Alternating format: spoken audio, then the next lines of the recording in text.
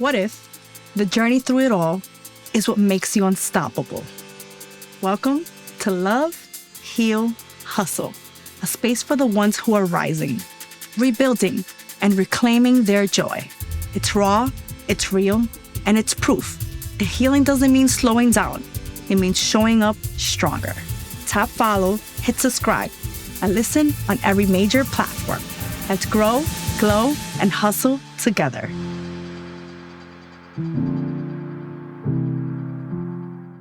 Welcome back to another episode of Love, Heal, Hustle. Today we have a special guest. I've known him for almost 25 years. He is a divorced dad, a rising comedian, and one of the funniest people I know, not just on stage, but in real life. So welcome my boy, Carlos. I can't believe I'm like here right now. He was late, by the way. He was very late. I'm Dominican, so it's imperative that I'm going to be late all the time. Except to the airport. Except to the airport. Yeah. You're there. And now comedy shows, because now I know, like, I got fucking, remember what happened where I couldn't perform because people didn't come. Oh, that's right. You were late. And I was late, so I got to stop being late. You were late. I mean, you were 15 minutes late. It's not so bad. My daughter lives, school is like 5 minutes away, walking. Mm-hmm. I'm running every day like Usain Bolt, trying to pick her up because I'm fucking late. Jeez, why do they do that? But then as Dominicans, we'll show up to the airport 3 hours. Exactly. 3 hours early. Exactly. Like, that's crazy. So, tell me, is stand-up cheaper than therapy? Absolutely. It's free. I just got to get people to come. You heard? Come to my shows and be on time. So I have my first question for you. So out of the hardest heartbreaks, we often discover our greatest gifts. I always say that pain fuels purpose. Mm-hmm. So with that said, do you think that your divorce was part of what pushed you into comedy? Yeah, definitely. Yeah. Like, I wouldn't say push me. Like, when I got divorced, I said, I'm going to do comedy now. It actually was like 2.5 years later that I actually did do it. Because at first, like that first year or so, I was like just wilding out, just doing stupid things. Yeah. Living that best single life. Yes. That I got a DUI out of it. Really? Yeah. That was during your divorce? Yeah. Damn. So you were juggling with both things. That. Yeah, and that other and the thing with my ex-wife What thing? The legal thing. As well, which I can't really talk about, but yeah. So those three things at once were coming at me, plus having to take care of my daughter and work and my actual job. So yeah, damn. So it's a lot. That's a lot. But it was actually like my friend who raps that I saw how he was progressing because he really was like taking it serious. Mm-hmm. And then because I'm able to now, like, I'm not saying that if I was married, I wouldn't be able to do it, but it'll definitely be more difficult where I'm going to be out late at night because that's when, you got to do it. I mean, it's different because you have the responsibility of your wife and a child, and you're kind of a family man. Exactly. But now I feel like you're single and you can really dive into, dedicating yourself into what it is to become a comedian, Yeah, exactly. And like you said, it comes with a lot of late nights, a lot of dedication, and that takes away from having a partner, especially as a female, we require a lot of attention. No, absolutely. And it would be very difficult. So what is one of the things that divorce taught you about yourself in relationships? In relationships? Yeah. About myself. That maybe I should be like more patient with people about things and like, what's the word? Compromising. Compromising. Yeah. Definitely that.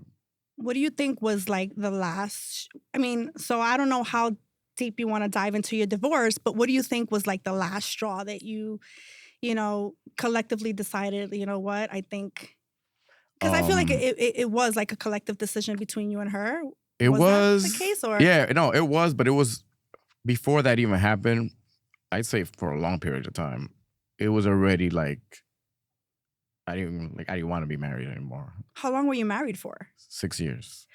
Wow, was it that long? Yeah. 6. And then like Um, so I don't know, maybe like I don't know how long into it I started feeling like that, but I just knew it was like You felt it, or you think that she felt it? we both Or you did. both kind of We felt both it? because we tried at times again to like talk. We talked about it and try to actually do something about it, but we're just too opposite. That did so it Do didn't you help. think that culture plays a role in that? And I say that because you come from a Dominican background, and I believe she was Muslim, No, she's Guyanese. Guyanese. Yeah, Religion, though, Hindu. Hindu. But that's well, That didn't play like no, a significant role in the divorce? no. Her specific family is not your typical, to me, Guyanese family where they're Caribbean, like Dominican Caribbean, Guyanese are Caribbean. Yeah. I have friends and like other people I know and I know their families and they act like are like Dominicans or whatever. Right. But her family was just a little different. It wasn't not against them or her. It's just So what were the differences that you? they're just very in like my more, head, they I were automatically thought like conservative. maybe it's. They were just more conservative. Not it had nothing to do with religion. It's just who they were. But as far as her, because you said you had differences with her. Oh, her too. Very conservative and very like not inexperienced in life. Do you feel like you were more extroverted and experienced in life compared to her? I mean, you know me. I'm more extroverted than anybody I'm standing next to. Yeah, that's very true. So, what was the hardest part about going through a divorce? Going through it. Yeah, what was the hardest part? Oh, well, like the hardest part was trying not to attack each other in front of my daughter because she was like she was young. 2, yeah. And but even at that age, she would actually actively tell us stop fighting. So I was like, damn, really? At 2? And that's when you know. Yeah. So and I was like trying not to move out of my house at that point. I was still wanted to be around her? Well, yeah, I didn't want to pay like for an apartment. Yeah. But eventually I just did because it was like too much shit going on. Yeah. And then I moved out. And for a few months only. And then like whatever she had a legal issue that she went through, I went back to my house. I was like, I don't know what's gonna happen. I'm gonna I'm gonna take advantage of this house until I have it. What do you think were your shortcomings in the marriage? I wasn't responsible enough. I was like young. I feel like you were very young. I was 24 when I met her, and then I got married at 27. And like, I mean, I'll keep it real. I'm like a little mature, even now. But like, imagine like even before. I feel like funny people usually are. Yeah. So like, I had a lot of shortcomings. I'm not gonna lie. I was not ready for that. Yeah. And now that I know all that, but the good thing is like now I know all that.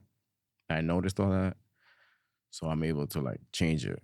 And I have. I can honestly say like I have. With the relationship that I have now. In the relationship that you're in now. Yeah. Gotcha. I mean, listen, we live and we learn. That's part of it. Did the divorce make you lose faith in love and in marriage? I mean, I never really believed in marriage like that. According to the way that it's like a legal thing and they make it a whole hoopla or whatever. Like, I think if you love somebody, you love somebody. It doesn't really matter. It's just the whole concept of it is kind of silly to me. Like the marriage, like a wedding. Hey, look, Matt, and even a whole big wedding, which I did have, was in hindsight. Well, like, yeah, that's part of very her culture. They like to celebrate in big. Yeah, and where we're like, as Dominicans, we're just like, we move in with them, and it's like, you guys are married, and that's enough. Mm-hmm. Yeah, exactly. You know? Exactly. It's like you move in with your boyfriend and your mom's over here talking about su esposo, your husband. Right away. You know, and there's no... Which is better to me because then like trying to like, we have a house together and trying to do that. Just makes and that's it more when difficult. things get a little bit even more complicated. I mean, aside from the fact that you guys have a child together, but then you guys have like these assets together, I feel like that's when things get really complicated. Mm-hmm. And I know a little bit already about it because you shared it, the complication with that. So, and love, no, because it was more my fault than anything. So how could I, lose faith in love if I'm the one that's fucking up? I mean, knowing you since I was 7 years old, I can definitely say 27 is a very young age for a man, to right? commit, especially someone like with your personality. Yeah. And she was the know? complete opposite of me. That's what Like, had me complete- like a little bit Well, she confused. was like, Because she doesn't seem extroverted, right? no, she's not. She's very not. shy. And then actually. you're extroverted. Mm-hmm.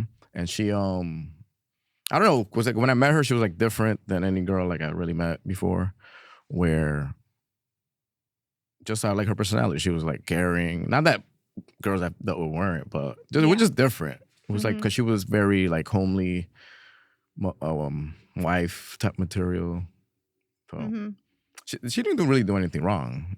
Right. It was just we just clashed too much. Yeah. With everything. And then when we had our kid, it was even more because I mean that's even different. I feel like she was like trying to be too soft with her, and I'm not.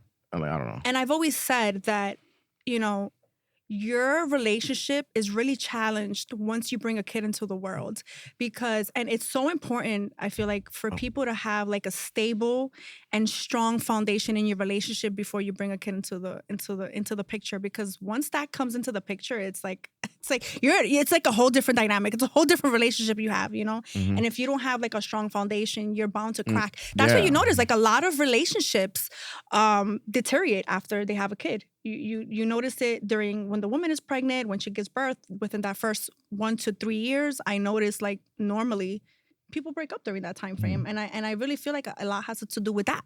Mm-hmm. It has to do with that, with the fact that now you're bringing a child into the world, and it's a big responsibility. Yeah. And if you and your partner can't see eye to eye, just you two, imagine now bringing a third person into the picture and trying to co-parent. Exactly. That's, and that is a whole different ball game. Co-parenting. Co-parenting. Let's talk about I feel like co-parenting, especially for like millennials, it's like one of the most challenging things, co-parenting. And I say it because obviously my own experience, right? I have 2 children and I co-parent. But also based on like my close friends and what they tell me, and even like my partners, that have kids. So how did you and your ex figure out the ground rules for co-parenting? How did you guys figure that out? Because the divorce is like one step of it, I feel like. But once that's over, you're left with the second part of it, which is, because there's a child in the picture. While the divorce is happening, it starts. Well, it's because you were still living with her is what I'm saying. I was, and then like eventually she did move. Mm-hmm. So actually, because of my work schedule and hers, it made it kind of easier because of that. Like we don't really still to this day we talk about my daughter and that's it really. We're not really friendly with each other. Like we talk about stuff that she needs and that's it. Still in the process. Communication is strictly just about because I don't. Daughter. We don't have to. We don't have to tell each other. Right, but was it like that from the start, or is it like that now? It was like that from the start. From the start, you're lucky. From the start, that's amazing because let me tell you.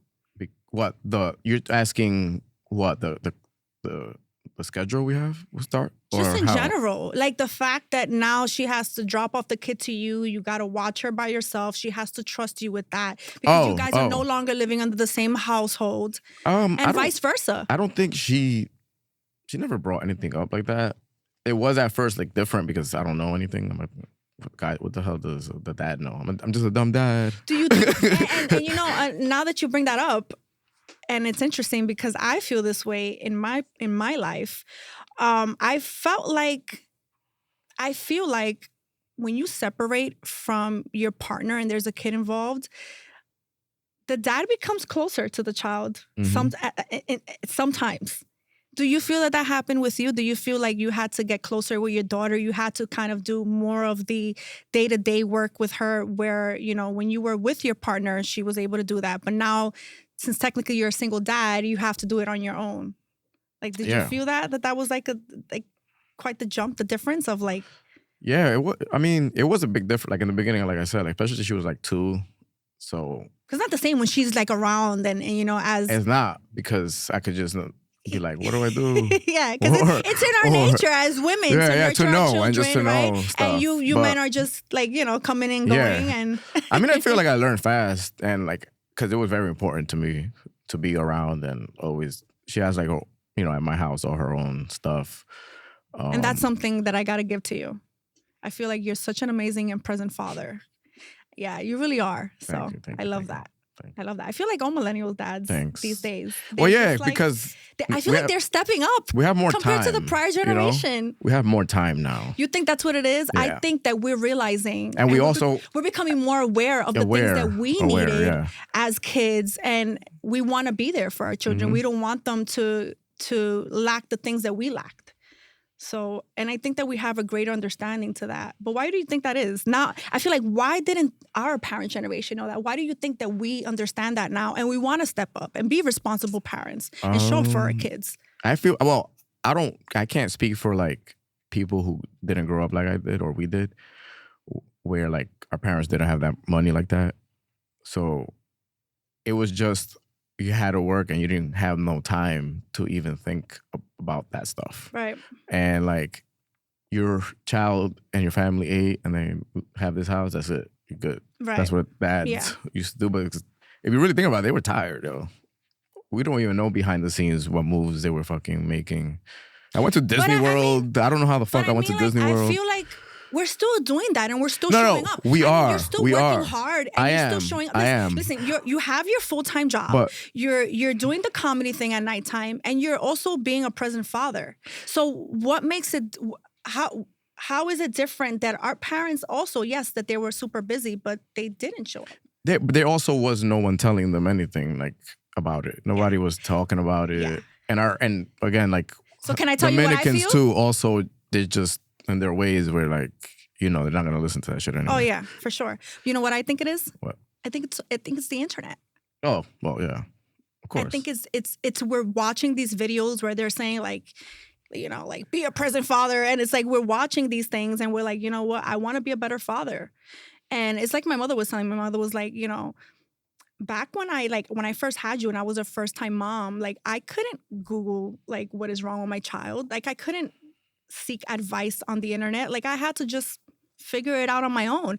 At least you have the opportunity to like Google, how can I be a better parent for my child as far as like, scheduling, as far as what's wrong with them. I feel like we have just much more information at the tip of our hands compared to what our parents had. Yeah, that's all. And so because of that, we feel like we do need to step up and be responsible. And especially because we're seeing on social media, like, oh, look at this person being like such an amazing father. I feel like we start to compare ourselves as parents too. Like I want to show up for my kid that way too. Yeah. So I feel like as far as that, I feel like it has a lot to do with the internet and social media. I feel like that's why people are stepping up compared to, our dads and our parents growing up. So 100%. But now, I have another question for you. How do you handle introducing new partners to your child? Or in the co-parenting dynamic, because... my daughter's only met one person. So, like, I've never... My rule, she's not going to meet nobody for, like, how did your ex-wife feel about that? Well, because I know that's, like, that can be challenging, especially... Now, I don't know if your situation is this, but especially if only one of them has moved on. Well, she's been had a boyfriend also for like a long time already, actually. So she ain't gonna say shit. That makes sense. That's why she didn't. Sense. And then like the way my daughter is, and I guess she might have talked about her and stuff. Mm-hmm. She might know that she's good. I don't know. But we're not even on that level where we talk about that. But you guys never like spoke about it? Like you guys never said... Well, because stuff... I have a new partner and I'm going to introduce her to my daughter.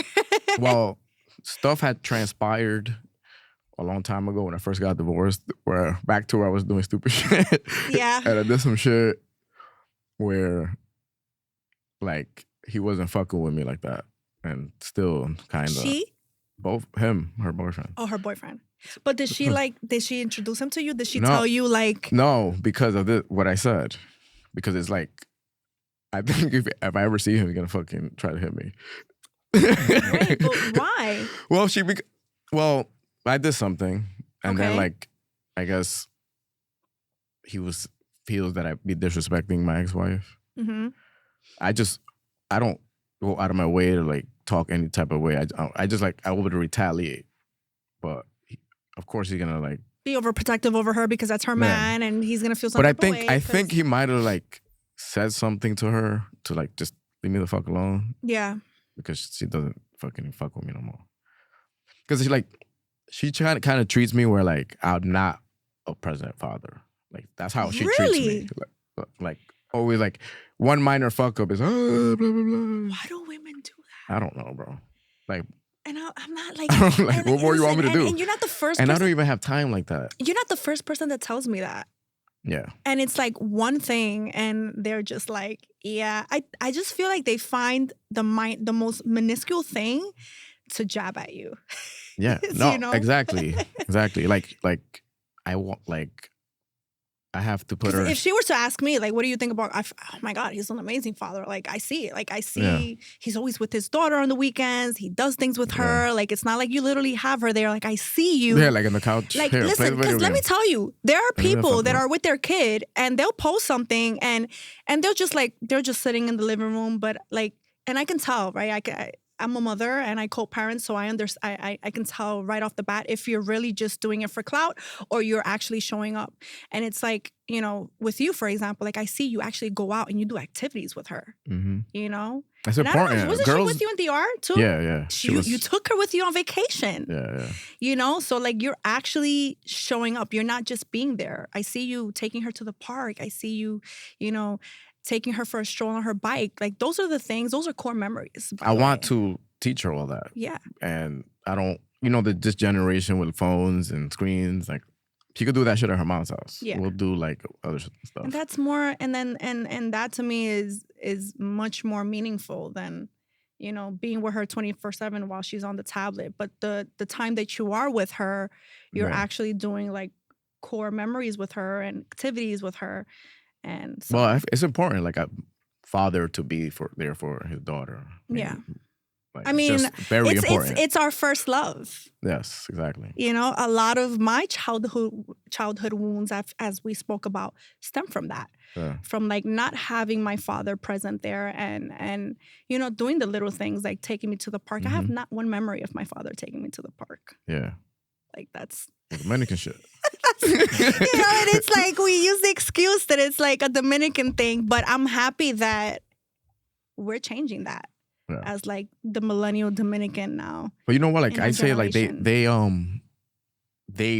worked so hard to make it for us easier for us. Yeah, I work hard, but like but I started off with a good job where like they were doing, you know, I don't know, my mom worked at a flower shop or some shit. But, okay, I get that, but it's like you fixed one thing and you messed up the other thing. Yeah. Because you're providing, and I will always give my father, like, credit for that. Yeah. Like, I am a hustler because of him. Yeah. Because he taught me that.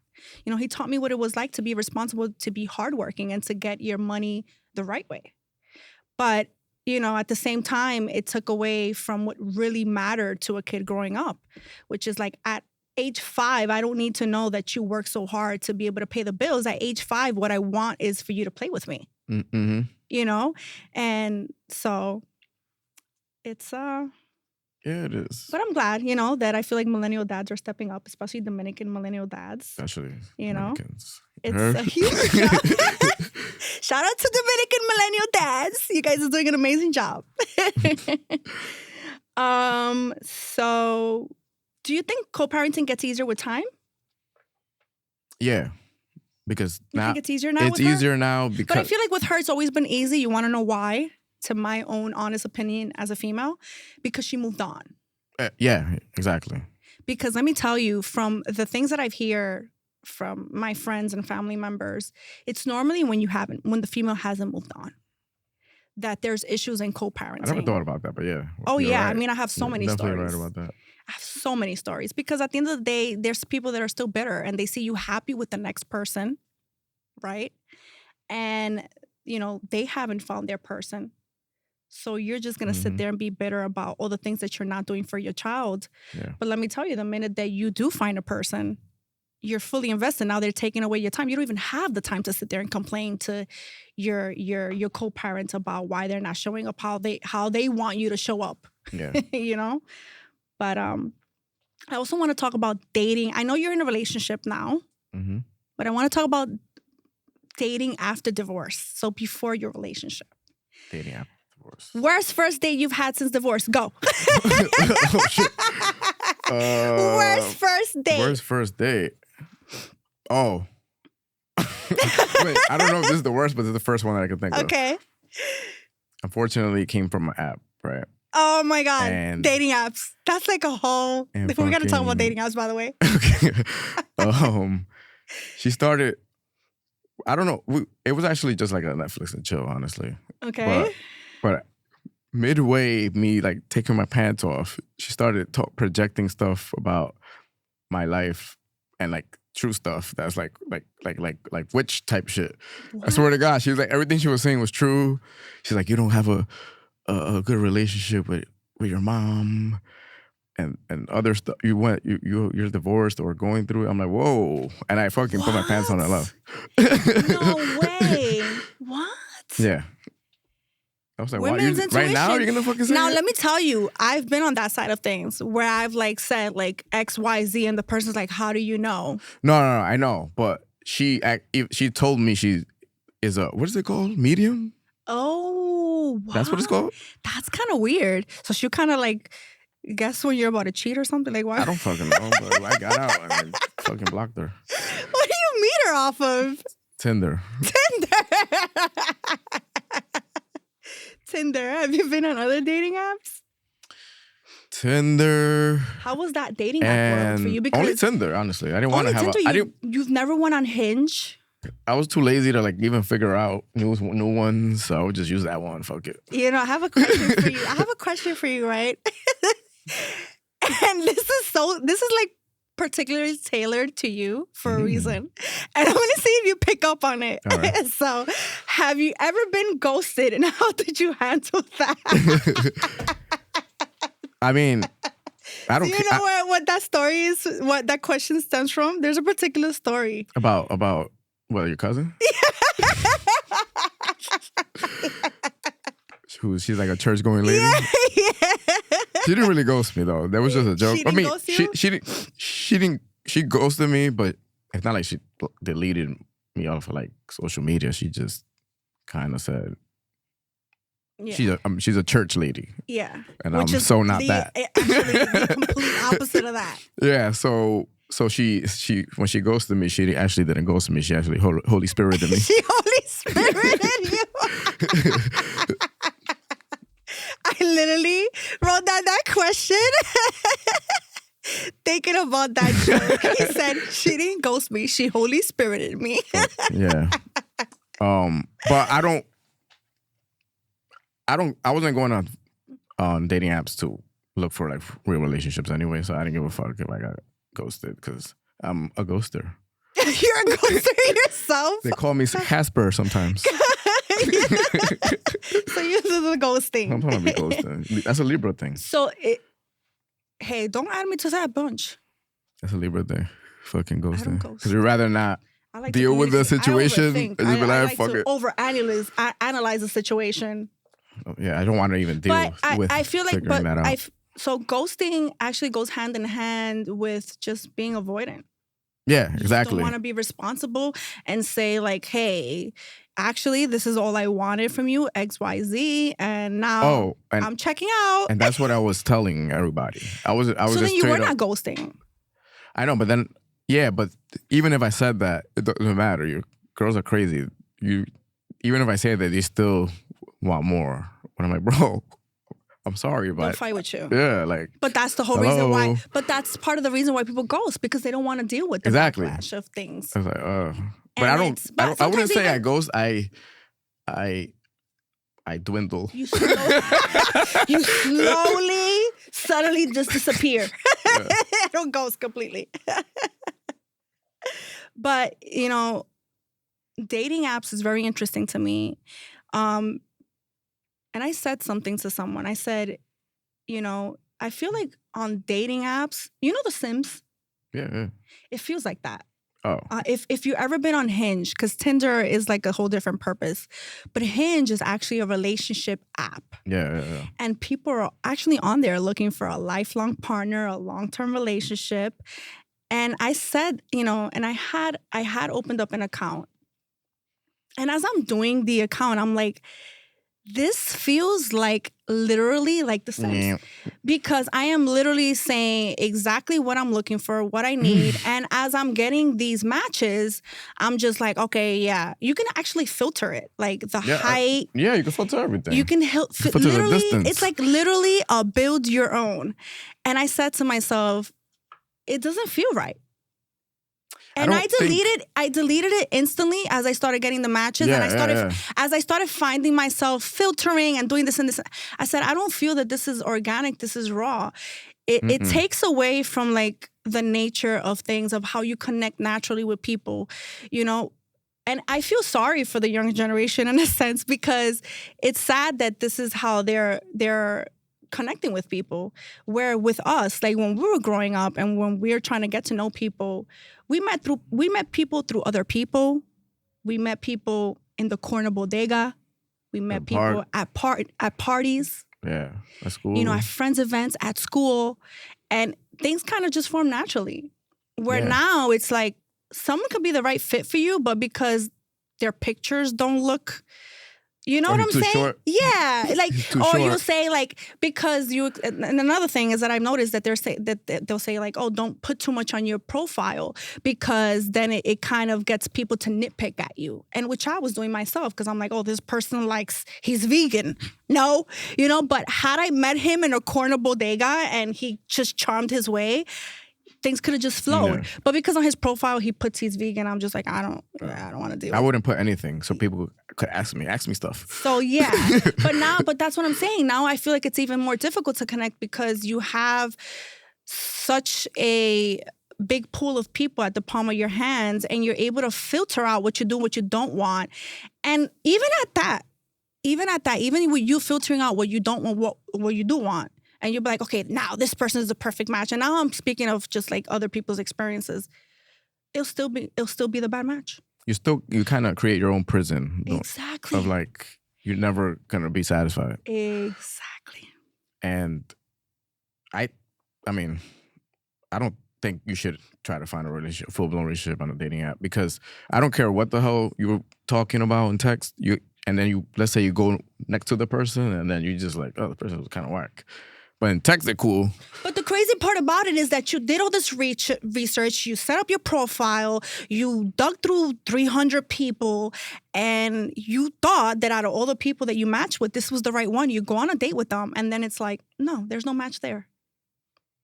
So you went through all that, and there's still no match. And it's boring. Whereas, like, back in the day, we'd just go outside, and we meet through a friend, and it's like, oh, we vibed right away, and we just hit it off. Or, like, you talk so much before you finally meet up, then now when you meet up, you don't have fucking nothing to talk about. It's like, that is like the worst. I can't imagine. Like, it's, dating these days, let me tell you, it is not for me. It is. And then like, you go to, and then even now, like, you can't even approach anybody. You can, but like, I don't know, with the whole, how everything is now, like liberal type shit. The what? Like liberal, where like the Me Too stuff. Like I was actually with my cousin last night. He's 24. But people don't even do that anymore. I know, but he's 24, right? And what I mean is like, we went to like the comedy thing, and then we went to a spot in the city also. Mm-hmm. And people don't fucking even dance anymore. No, people don't interact. Nothing. People, you want to know why? And this is my conclusion. Why people don't interact in person anymore? Because it's easier for you to be rejected on a phone than it is for you to be rejected in person. And when men understand that now I don't have to be rejected in person by a female, I can just be secretly, privately rejected. Guess what? You think that me as a man, I'd rather show up and try to approach a woman in person in front of all my boys and get rejected? Or would I rather just DM her and get rejected and only her and I know about it? Yeah, but Which is sad because I'm just It's sad guys because I don't go up care. to girls anymore. I'll be like, I literally do this if I get rejected. Oh, and then I go to the next You one. don't care. For you, and you don't care for you, just because you're extroverted and But you it's just don't like, care does it about, really matter if you get rejected? Yeah. Like, Well, we're gonna bring up because you have that the Soda confidence. Art not to give a, of not giving a fuck. The Soda Art, such a Where, great like, book. The Soda Art of Not Giving a Fuck, such a great book. Yeah, we both read it. Where by it's the way. like, does that fucking matter? Is that time you're gonna waste all time and energy because you care that much about that? I know people are different, but like, try it once. Yeah. Who what do you got cares? to lose? Who the fuck cares? Yeah. You know. No. And if you're always getting rejected, I mean, then you got to change something. I mean, yeah. But people, this is why I feel like it goes hand in hand with not wanting, with not dancing. Like now the clubs, it's whack. And the music was fucking whack. Let me tell you, I went to the club for the first time in a very long time recently. And I'm just like, what am I doing here? This is not what I remember. I'd rather go to like a dive bar now. I'd rather do that. Yeah. Because it's literally just everyone standing around on there. Literally, I swear to you, Carlos, I sat there. I wasn't on my phone or anything. Because, I mean, that's not normally what you do. Like, or us, when we were younger, like going out to the club. You don't go to the club and you're on your dance. phone. Everybody's going to dance. Because I'm used to that and I haven't been out there like that. And I'm sitting there. And I'm literally looking around, Carlos. I swear to God, I wanted to record. I wanted to put on my phone just to record what the club looked like because it was literally everyone on their phone like this. In their own world. And I'm just like, and this is what you guys are outside for? Like, I'd rather just stay home and do that. And I'm fucking guilty of doing that too. You're guilty of doing that too? Because when I was like fucking wilding out, I would go places by myself. But then I'd be doing that. What do you mean by yourself? I go anywhere like by myself. Completely by yourself without a friend or anything? Nobody. Because it was like, I get off work at 11 p.m. and nobody's going to come out on a weekday that late. So I go. I met a lot of people, a lot of friends. Really? That way? Yeah. All types of people. Like, I have so many adventures in my life. Oh my God. I can level with you there. I'm that type of person, let me tell you. I can go have dinner by myself if I want to. Okay. Like if there's like this super nice restaurant I want to visit and none of my friends want to go or can't, I'll go by myself and I'll sit and have dinner by myself. Or if I want to go watch a movie, I'll go and watch it by myself. Yeah. People don't like. And I always meet. They can't and do I that. always meet somebody, a friend. And you always meet someone. Like I'm not even talking about a female. Like anybody. No, just anyone that you even network with. Yeah. Right. Because people are cool. No, for sure. Like when they're like by themselves. Yeah. You know, you could really like talk to somebody. I have a funny question here. I said, do you think divorced parents should get their own dating apps like Tinder, but with a custody schedule? You know, because as when you're co-parenting, you have like a strict schedule. Like for a man, for example, you guys are with your children possibly every weekend or every other weekend. And when you're dating, that can be challenging because throughout the week you're working. And then the weekend you have your daughter. So how do you juggle dating into all that? That's what I tell people. I can't. I couldn't. It's like how do you do that? Hey, I would keep it real. That's why I was telling them like, yo, I tell them I just got divorced.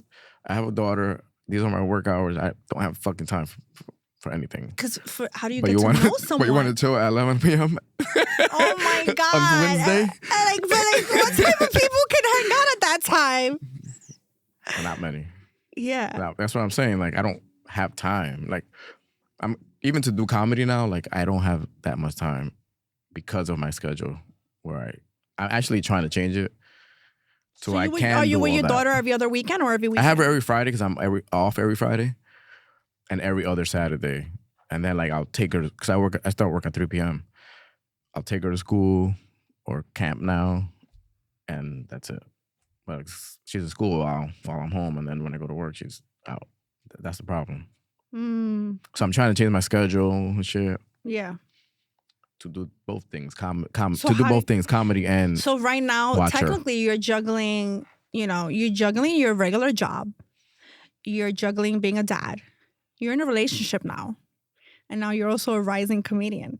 And I'm also juggling all that. And I'm also juggling balls in my mouth. How are you juggling all that? I don't know. Now that you ask me that and I have time to think about that right now, I don't know. You just take it day by day and try to just... I'm not like a worrier. I don't worry and I don't rush. That's why I was late. Do men ever do? I don't rush. I feel like that's women's job. I just do whatever I am able to. You guys just take it day by day. We stress the next day. Like, how are we going to get this done? Yeah. Like, I stress it every single day. How am I going to get X, Y, Z done? Yeah, so like I really have 2 Saturdays a month to do anything with people. Wow. Or comedy. Unless it's after 11 o'clock. But you've been doing it during the week. So, funny story. I want to talk a little bit about like the beginning of your career because I was part of it. Number 1 fan right here. Right here. When he makes it to that Netflix special, I better hear my name. She made shirts. I better hear Love Heal Hustle. She made shirts. Which is, but you know, I'm very proud of you because we hadn't spoken in a long time. And then we rekindled again. That shit was crazy. But it was beautiful because when we spoke, I said, "Oh, I'm starting a podcast," and you're like, "I'm gonna get into comedy," and I'm like, "Oh my God, Carlos! Like, yes, do it! Like, you're perfect for this. You need to do this." And then you went ahead and you did it. And I went to your first. Yeah, your first. Came to this. I went to his first. She recorded it too. I went to his first show, which was just a handful of people. When you first started. I'm gonna send that video out again. Yeah, I have it. But you know something? It was very. I felt very good in your last show because it was a very successful show. Yeah, and you had Guy Gully, which is very funny, by the way. Yeah, he's a great comedian, and I got like a little emotional because I'm just like, oh my God, like I saw how full the room was, and like, you know, your mom was there front seat, and, you know, you had a bunch of people show up and show you love, and I'm like, wow, I remembered your first show. It was literally like right? 6 people. And none of them were. They were all trying to be comedians. You were the only loser audience member. It was like a small bar, and then you know it was nice to go to East Village Comedy Club and like see like the growth. You know, and it goes to show you like consistency is key. Well, even from the one that you went to before that. The Stand? Yeah, to that one. Yeah. What the fucking difference was. Let me tell you, The Stand was another amazing show. Yeah? Yeah. I didn't like it. When I looked at the video, I was like, yo, that's... No. Well, so I went to 2 of them. Yeah, I know. So not the last one, the first one that I went to. Yeah, the one where... Not the one that because you didn't get to perform in the last one. No, I know. The one before that one. The one before that. You didn't like it? Nah. I couldn't even find a reel to put because it was bad. Oh, you mean you're part of it? Yeah. Yeah. Like, that's just part... Like, I know but it's part when I go up, I know. I'm so new to it. Like, I'm not delusional. Yeah, I know you it's gotta bad. give yourself a little bit of grace because at the end of the day, it's like I said, like, you know, I see the growth myself because I, you know, more than anyone, like I was there from the start. Like I've been to what, 4 shows of yours? 3, 4 shows? 3 not. 3 well, shows. 4. It could have been 4, but. Yeah. So, and I see the growth. Yeah. Bro, we're Love Heal Hustle, the best podcast in all New York City. Bro, I hope I'm gonna wake up and this is all fake. This is crazy. I'm not gonna lie. I know. I can't believe we're here. Like we were just 7-year-old kids on the block of 40th Street, Brooklyn Sunset Park, and now we're here. A rising comedian. He's gonna be on a Netflix special soon. I know it. I believe it. It's coming. I promise. I promise that. Remember this day. So when I said it. So yeah, it's like the same thing with Alex because I know he tried it too. Yeah. And it's like, you know, he's super funny in his personal life. Like I cry every time I'm around him. Exactly. But then when he was on stage, like he kind of just like said, you know, it's different. Just like for me, like it's my nature like to motivate people to see the best in people, but you know, sitting here for the first time, like it's nerve-wracking. And I'm not gonna be my true best self because, you know, I know I'm being recorded and it's my first time. So it's like, You're doing great. Yeah. You're doing great. You're doing great. For real. So, you know, it's part of what comes with exactly. You gotta just Patience. go through it. Yeah.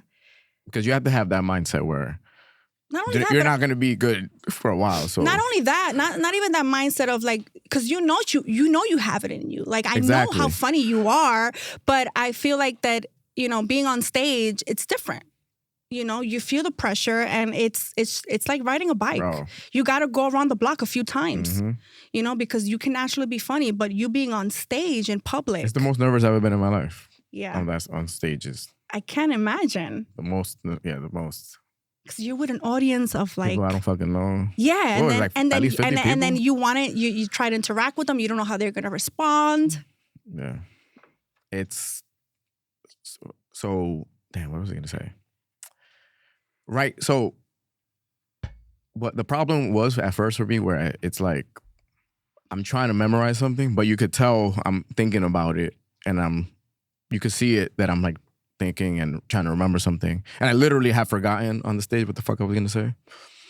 But then in the last show, I didn't do that. I just wrote like actually 3 things that I was gonna talk about, and then I just let it fucking go. And that's what I'm gonna do from now on.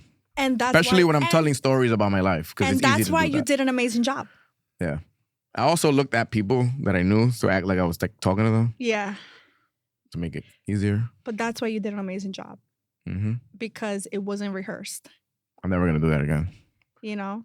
Well, and that's what I for my Netflix special. No rehearsals. But that's what I've noticed even about myself. I can sit here and plan. Like all these cue cards right here, right? I've barely used any of them. You know, and throw them out because I barely even know them. Yeah, and that's and to be honest with you, that's what I want for my show. Like I want the raw organic feel to it, not that rehearsed feel to it. Because also it's just more pressure and it's just easier to. It's easier to. I mean, we're not go with the flow. Yeah. There's not a feature film here. Yeah. It's love, heal, hustle. So what's the hardest part about chasing this dream while rebuilding your personal life? Because you're technically are rebuilding your personal life while chasing this dream. It's helping me do it because it's making me know that this is who I'm supposed to be. So therefore, like.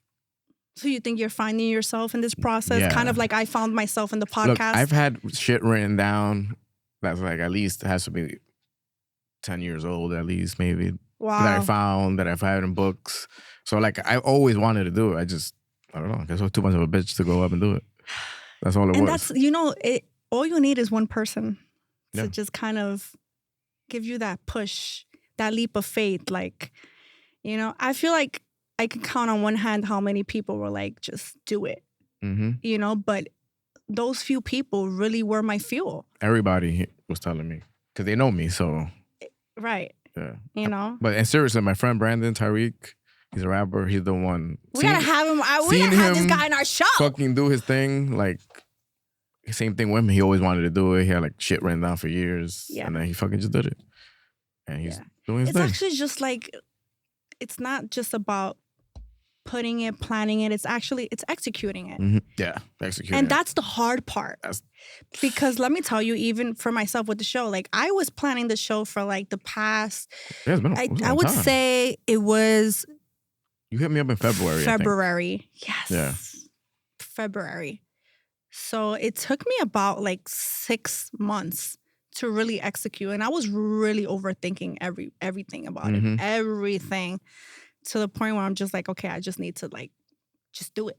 Just do it. Just jump. And to in my head, I'm like, you know, because in my head, I was thinking to myself, like, I feel like I need to be fully healed, like fully perfect to like sit here on this mic. No.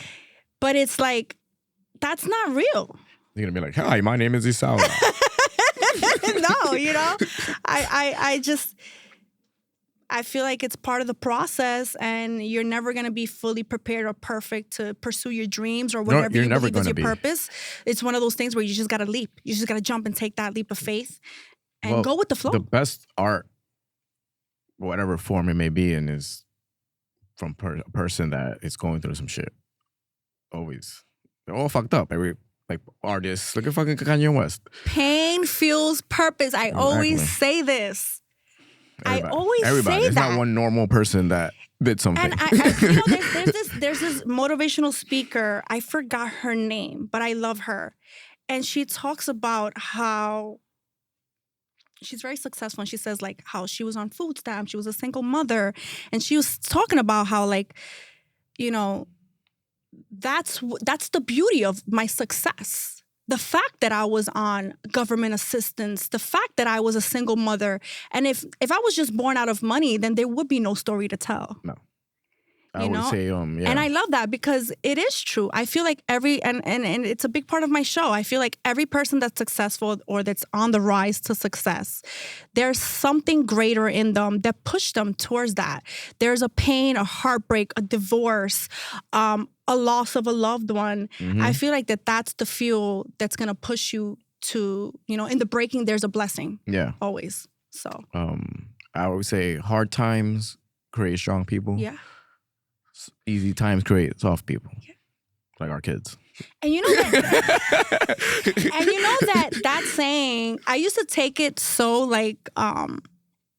so literal. I really didn't understand the depth of that. Yeah. And yeah, it's crazy. It's crazy. Like if you think about it, once I really started diving deep into that and noticing like everyone's success stems from like a very big, painful moment in their life, everything changed for me. Like even with my podcast, the fact that like it was born out of a very dark moment in my life, it made me realize like, you know what? There's beauty in all of this. It made me change my perspective of things and say like, I don't have to feel sorry for myself. I can use this as fuel to create something great. And to extend my hand to others, to give people the tools and the things I felt like I needed at that time. Yeah. Just like for you, I feel like humor helps with pain. It's a coping mechanism. Oh, even for me personally. Let me tell you, I'm like, one of the reasons why you're even on the show, aside from because you're a good friend of mine, is because I'm a huge fan of comedy. Mm-hmm. I've coped with comedy in life. I don't even remember you knowing that I was doing that. Or wanting to do that. Doing what? Stand-up comedy. No, I never did. Oh. I never did know that you wanted to do stand-up. I just always knew you as being funny. Oh, because you asked me, how serious are you about your comedy? Well, and it just so, bro, it was like serious. within the same few weeks that I said, all right, I'm going to fucking do it. You fucking literally, I swear to God, it's like, this is where my spirituality comes in. I feel like God sends the right people to you at the right time. No, yeah. Because I felt like perhaps you needed that extra push, another friend to tell you, like, jump and do it. And I also needed that from you, that support system. So I feel like we rekindled at the perfect timing because you were on the rise to the next step in your life. And so was I, which was, I feel like we collectively found our purpose together in a sense. We did, bro. Right? And we should continue we need to continue to do whatever we're doing together, whatever way it's it may working. be. Wherever we go together, like, and it's working. Whatever events. I mean, Guy Gully invited him to California. We're out to Cali. So, of course, all right. I will accompany him in that journey. When is that show? Well, it's not a show. It's not like a specific show. He always does it. Like, I think it's like every weekend. Oh, so he said, just tell me when you're going to come. Okay. And then I'll put you on. So he's in that, it's like a comedy club maybe? He's in a comedy club. Like, he has his whole, like, own production and everything. Video editing. But you notice that he's the one that he set everything up and he fucking took everything down and everything. He was by himself. For East Village? Yeah, Eastville. And so he, like, he has, like, an agent, but he also... he's still like, he hasn't crossed that threshold yet. He's like an executive producer. Yeah, like he's like right in the middle of like probably like being on Netflix and shit. But he's so funny. He's very. He actually asked me. He's very funny. He asked me, "Yo, you want me to do stuff that I wrote, or you want me to just go up and fuck around?" I'm like, "Yo, go up and fuck around." So he has that talent to just do that. Yeah. So. I love that. Yeah. So I'm looking forward to that. When is your next show? So, I think right now it's going to be on August 30th. It's in Brooklyn. It's called Hell House. Hell House. Let me give you the right name for that. 'Cause that's wrong. So my next comedy show is on August 30th. It's called Hell Phone in Brooklyn. It's like a speakeasy that you walk through like a fucking phone booth. I love that. It's like a comedy and hip hop event. I'll be there. So I'm just waiting for my boy again, Brandon, to see what he says about it. Okay. I'm gonna do it regardless, but he might do it. And then Carlos Knows Comedy. Carlos Knows Comedy. Now. Follow him on Instagram. We're not gonna end it till you follow me. We're not fucking getting up. If you guys want a good laugh, follow Carlos Knows Comedy on Instagram. Are you on YouTube? Yes, YouTube as well. It's in the works. It's under construction right now, but I have my one and only good set on there. Enjoy it. Watch it over and over. I love it, Carlos. You're doing an amazing job. And also look out for September 27th. September 27th It's in New Jersey. In Patterson, I think. I don't know that many details yet, but I know it's like a big networking event also. You want to go. Yeah, for sure. I'll be there. But I'll know more information soon. So cool. Look out for me. All right. Carlos, thank you for joining me on my show. I could talk more, bro. Fuck that clock. Thank you for coming on my show. Bro, thank you for having me. Thank you for thinking of me. Of course. Thank you for always everything. Always. For being there for me. Thank you. I'm so proud of you. I'm proud of you. And I'm going to see you the next time he's sitting here. It's because he's going to be on a Netflix special, okay? And when you try to book me, you got to go through my agent. Through me. Well, there you go. Clap. See, we're always thinking. I love it. This is so cool, bro. I love it. I'm looking at this the whole time. Perfect. Beautiful. We did it. You're not just surviving. You're rewriting the rules. If this spoke to you, don't keep it to yourself. Keep loving, keep healing, and don't you ever stop hustling. This is Love, Heal, Hustle, and your story's just getting started. Tap follow, hit subscribe, and listen on every major platform.